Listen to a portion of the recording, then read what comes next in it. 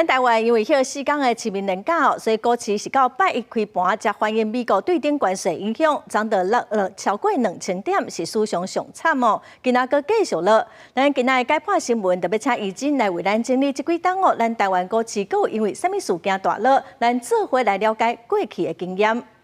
是主播，美国要甲咱台湾扣32%的重税。清明连假过，昨台股就落2065点，是历史以来纪录。台积电嘛落94块，落到落停半拢锁起来。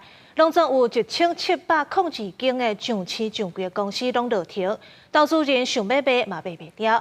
来看台股前5天的大落，上严重伫咧去年8月初5，因为美国制造业的指数创新低，失业率抢悬，佮加上中东的经济紧张，股市一天就落1807点。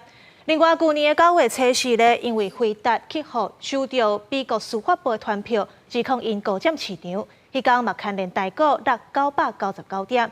到今年的2月初3，中国发布 DeepSeek 这新型的 AI 冲击美国的科技股，咱台股伫咧过年连假过嘛对咧落。详细看台股这前5天的大落时间的背景，拢和美国有牵连，包括美国的股灾、地缘政治风险，佮有 Trump 不时咧变变的关税政策。论真来讲呢，这股市毋是头一届咧大落啊，咱台湾也捌有上久跋超过连续超过1年半时间。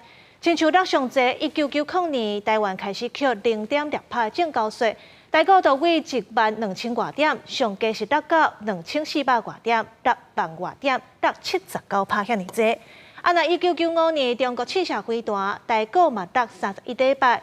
到2000年网络当时行，想要到网络过线崩盘，这牵连台股咧嘛落84个礼拜，是落上久的一届。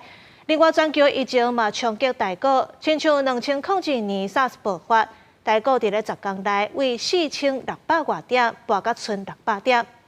啊，那2020年的新冠疫情咧，咱台湾的台股嘛大落。较特别的，阁有2004年319抢劫案，民进党的候选人这陈水扁，伊咧拜票的时阵，互人大受伤，台股嘛连续落19个礼拜，落1000点。另外，2007年美国的次级房贷危机引起金融海啸，伫咧2011年美债危机，美股动息嘛牵连台股大落。这回美国宣布扣对顶关税，昨台股是一天落2000多点，创下纪录。要毋过，毋知影这当时会当救倒转来。啊，那今仔日这19000点嘛收无掉，台积电收盘816块。即阵这关税政策影响还未收煞，台股底线会大落。毋过，专家认为，等市场稳定，这股票的起起落落，就会转到基本盘。以上就是今仔日解破新闻，咱个时间交转去主播。